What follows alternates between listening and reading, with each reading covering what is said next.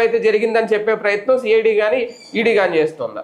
అంటే ఇక్కడ సమస్య ఏంటంటే ఈడీ స్పెషల్ ఇన్వెస్టిగేషన్ అన్నటువంటిది దీన్ని ఫర్దర్ చేస్తుంది కానీ మూలాల దగ్గర ఫెయిల్ అవుతుంది. అది మేబీ ప్రభుత్వాల ఒత్తిడికి కానీ లేదంటే గనక కోర్టులకి వెళ్తే ద్వారా ఆదేశాలతో కానీ జరుగుతాయి. మూలాలు తీసి చూపించడానికి కదా సార్, అదే చేయడానికే కదా ఎన్ఫోర్స్మెంట్ డైరెక్టరేట్ వస్తుంది.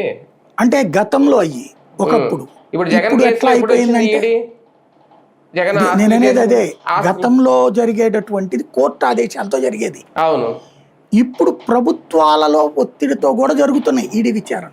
ఈడీ కూడా అంతే కదా. ఇప్పుడు స్కిల్ డెవలప్మెంట్ కేసులో కోర్టు ఆదేశాలు ఇవ్వాల. ఇక్కడ సిట్టు చేసిన దర్యాప్తు ఆధారంగా ఈడీ వచ్చింది అప్పుడు. ఇప్పుడు దీంట్లో కూడా సిట్టు విచారణ ఆధారంగానే ఈడీ విచారిస్తోంది. డైరెక్ట్ రాలేదు అది, లేదా ఏ కోర్టు ఆదేశాలతో రాలేదు. కోర్టు ద్వారా కాకుండా ప్రభుత్వం పిలిచిన ఈడీ గాని సిబిఐ గాని లాంటి సంస్థలు వస్తాయా?